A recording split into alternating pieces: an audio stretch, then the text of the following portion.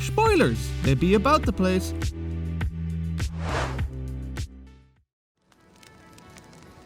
When we were last at Camp Crystal Lake, actually wait, we weren't even at Camp Crystal Lake in the last one. We were at some halfway house in some random spot that had a random paramedic running around dressed as Jason killing people. Yeah, that sentence doesn't make much more sense even if you have seen the film. But the last time we seen the actual Jason Voorhees, he was totally dushed in Friday the 13th, the final chapter, when he slid down a machete that Tommy Jarvis had put in his face. And seeing how this film's title has Jason Lives in it, I'm guessing our boy Jason is about to make one hell of a comeback. So let's all journey back to Camp Blood to find out just how Jason comes back from the dusht in Friday the 13th, Part 6, Jason Lives. Friday the 13th, Part 6, Jason Lives.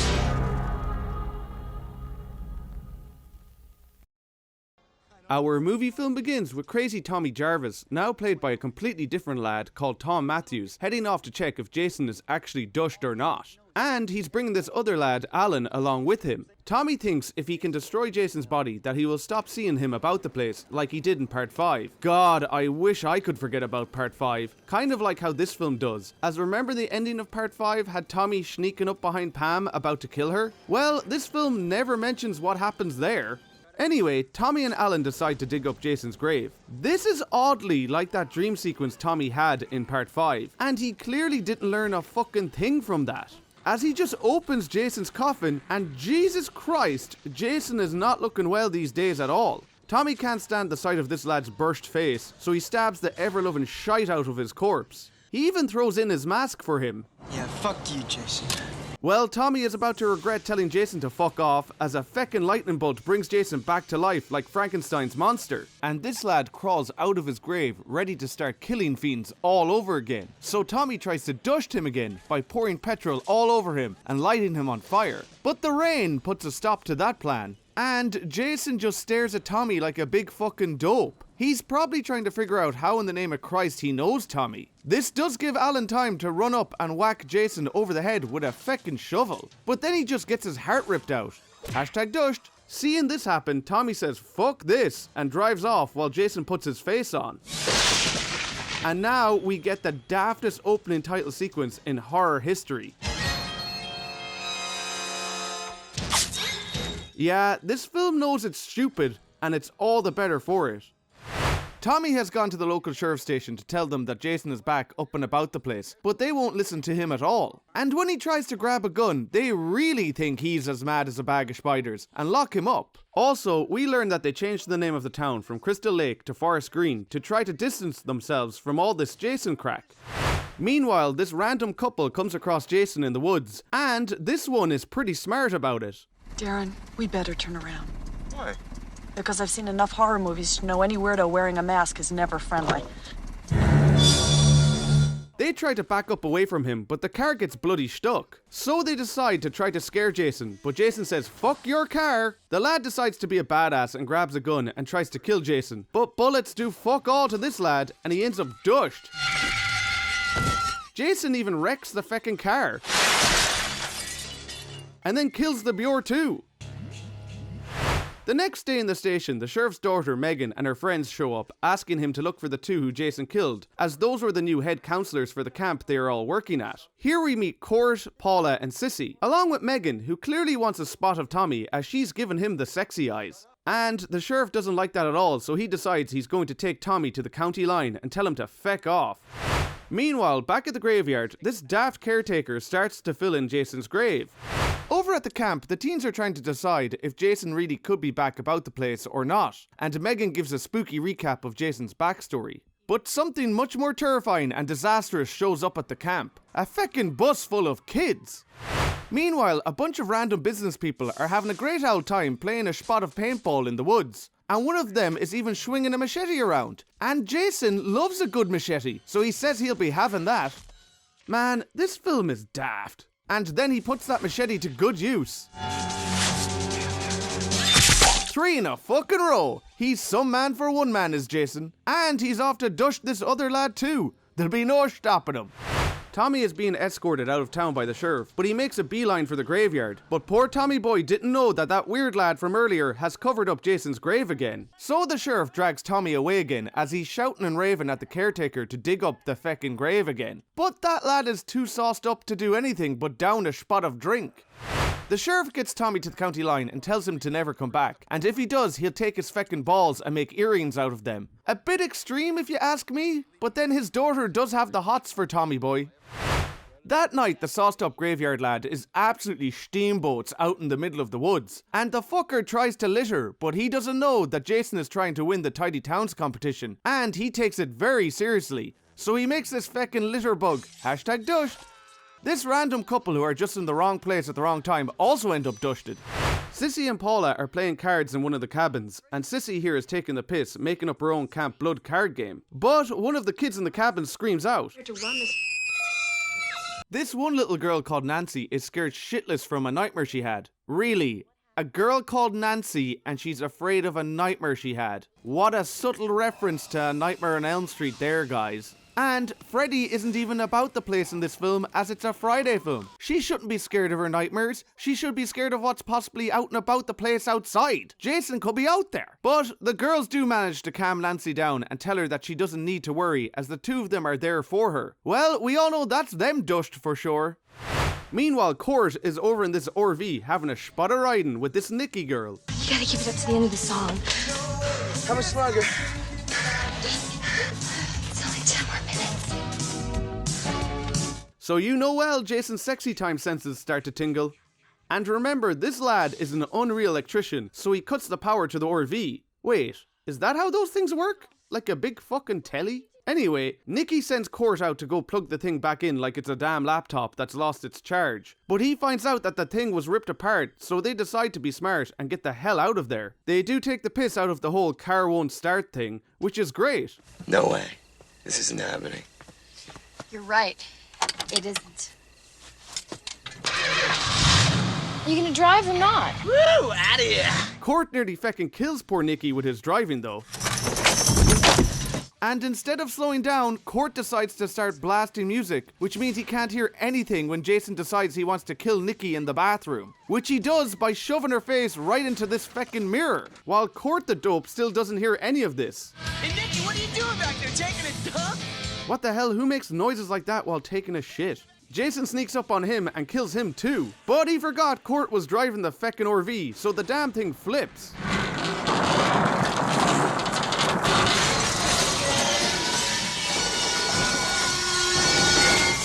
But Jason is a zombie now, so he's feckin' grand. And then he poses on top of it like he's the king of fucking toast.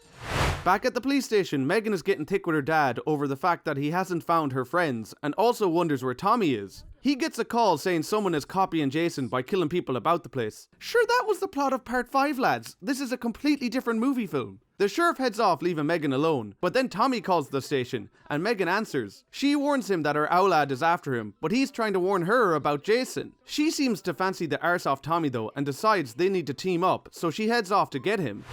Back at the camp, Sissy thinks Court is trying to scare her and Paula, so she just pours this can out the window thinking he's hiding there. But Jason plays a spot of peekaboo with her, and then twists her head right off. Was Jason just squatting by the window? That would have been pretty weird to see. And Paula the dope thinks it's just Sissy and Court messing, so she goes back to sleepy time. Megan meets Tommy and tells him to get in the car with her so they can figure out what's going on together. They come across a roadblock and Megan tells Tommy to hide. Yeah, I don't think that lad's going to want to get up anytime soon. I don't even know why he ducked down, as the cops still chase after them. But just when Megan thinks they've gotten away, they bump into her owlad. Megan, step out of the car. Back at the camp, Jason is sneaking up on a sleeping Paula. But fuck, it turns out to be that girl Nancy. Why in the name of Christ would she pick up a bloody machete? Such a weird girl. Paula tells Nancy that it's only Sissy and Court acting the maggot outside and takes her back to her cabin, but Jason is watching them. Back over at the station, the sheriff and Tommy are once again arguing over if Jason is actually back or not. But the sheriff gets a call about Court and his girlfriend. Tommy tries to tell him it was Jason, but he won't listen. But then Megan tells him that there was no way Tommy dusted them, as he was with her during that time. But the lads don't give a shit what Megan says, and Tommy gets locked up again. Back at the camp, Paula is tucking Nancy into bed and tells her if she gets scared again to just say a little prayer and everything will be okay. Even though Jason is just staring in the window like a big weirdo at them. Paula legs it back to her cabin and realizes the phones are dead and that the bloody machete is missing. And the feckin' door is now just wide open. So as she goes to close the door, Jason just bursts in and feckin' kills her. And it looks like his power to throw people through windows is gone as he only gets her halfway out. Back at the station, Megan and Tommy are trying to figure out a way to get out of there. So their great plan involves them shifting the face off each other to get the deputy's attention so Megan can steal his big fuck-off gun. She forces the deputy to release Tommy and then they lock him up. Little does he know, that's going to be the safest place. They get the hell out of there and drive off for the camp. Tommy tells Megan that the only way to totally dusht Jason is to get the fucker back in the lake and drown him all over again. But back at the camp, Jason has wandered into the kids' cabin. Oh Jesus, he's not going to start murdering all these kids, is he? Nancy sees him and he scares the crap out of her. She says a prayer like Paula told her to, and Jason leaves her be. The sheriff shows up to the camp with some deputies, but ends up finding the absolute mess Jason has made of the place. Jesus Christ, how much blood did Paula have in her? Down at the dock though, one of his men sees Jason's ninja skills in action. Unreal throw on that lad, he'd be great at darts. The other cop runs into Jason too, and shoots the fuck out of him, but still ends up getting his head crushed. The sheriff finds Nancy running around like a lunatic, and takes her and the other kids into one cabin and tells them all to hide under their beds. Oh yeah, because that would stop Jason. He heads off with his shotgun and bumps right into Jason. He blasts him with the shotgun, which knocks Jason on his ass. But the fucker gets back up again, and takes another shotgun blast, and gets up again, and again. Seriously, there's no stopping him at all. The sheriff says fuck this and decides his tiny handgun will be able to kill Jason no bother. Well, at least he does shoot Jason in the head. For all the good that does, as this fucker just shrugs everything off. So the sheriff decides to do a Jack Death on it and legs it away. Megan and Tommy show up and Megan goes to find her friends, but also finds the mess Jason has made. The sheriff, who was legging it away from Jason not 2 minutes ago, has decided to hide from him. Why wouldn't you just keep running? It's not like that slow as fuck idiot would catch you. Although this is a horror film, so he probably would have tripped somehow. Meanwhile, Tommy is at the dock getting his plan ready. He tells Megan to use her dad's radio to call for help. But when she opens the door, she finds Sissy's head. Why would Jason put that in there? And when did he even have time to do that? Although the shock of it makes Megan forget to call for help. With Megan shouting about the place, Jason's like, alright, I should probably go kill that one. And the sheriff is like, will you fuck do that? And jumps him. He starts to kick the crap out of Jason and tries to bash his head in with a rock, but ends up suffering probably one of the worst ways to be killed ever. Fuck. Maybe he'd have been grand if he'd only done more yoga. Megan and Tommy are at the dock putting the finishing touches to Tommy's plan when he tells her to go back to the cabin with the kids as he drives this boat off. But feckin' Jason has burst right into the cabin and is scaring the bejesus out of the kids. Megan runs back and Jason once again decides not to use a fucking door. And just when it looks like it's all over for Megan, Tommy tells Jason to come get him. So Jason oddly just lets Megan go to go after Tommy. I mean, he had all the time in the world to just kill her there. And Tommy starts calling Jason names. That's it. Come on, maggot head. Come on. Here now, Tommy. No need for the name calling. But when Jason thinks that maybe he should go back and dusht Megan instead, Tommy ups the insults. Hey, asshole! It's me you won't remember. Come on. Come on, chicken shit. Come on, I'm standing here waiting. Come on, you pussy. Jason the big dope decides to just walk out to Tommy in the water and ends up going under it. And Tommy is like, oh fuck, my master plan has gone to shit, as he can't find Jason anywhere. So he decides to pour petrol all around the boat and lights it on fire. Surely that wouldn't be a good thing for him being stuck in the middle of it. Jason can't take the heat and jumps out at Tommy boy, who somehow manages to overpower Jason, even though he just bent a lad in half not 5 minutes ago. But then Jason decides he'll have another go at battering Tommy and ends up getting the chain wrapped around his neck. So he decides to go in for his finisher, the big fucking splash. The fat shite broke the boat in half too. And now both he and Tommy are sinking to the bottom of the lake. And Jason is fucking pissed about that and is violently shaking Tommy for getting him into this situation. But he eventually lets go as it seems he's actually drowned Tommy. Megan, being the hero that she is, swims out to try to save Tommy, but feckin' Jason grabs her too. Not wanting to be killed too, she turns on the boat's engine and slashes this lad's throat, which finally seems to make Jason #dusht. Megan gets Tommy back to dry land and gives him CPR, and wouldn't you know, Tommy boy comes back to life. So does that make him a zombie as well? Tommy says it's finally all over, but our last shot has something to say about that, and the movie film is dusht. Now, this is another Friday the 13th film that I have fond memories of watching as a teenager, but oddly enough, I remember it being a lot more bloody than it actually is. So let's start off by horsing into the good of this film. It looks much more impressive than the previous 5 films, and I think you can tell that Tom McLoughlin had a vision for what he wanted this film to be, besides just having Jason kill people and some nudity in it, like part 5 was. This film actually has no nudity in it, which is actually rare for this series.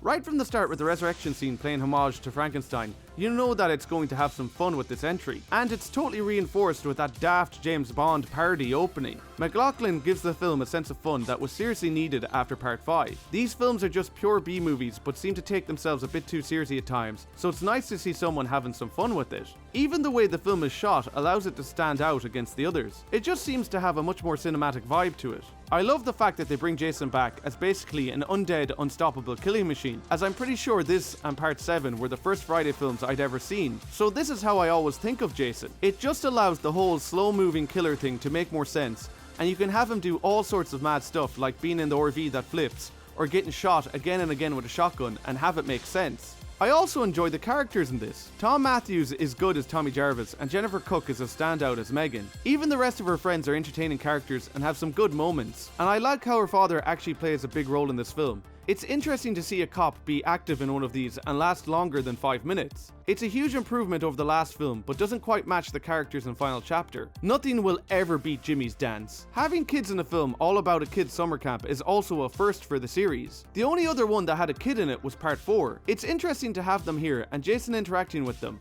You aren't quite sure, is he going to dusht them or not?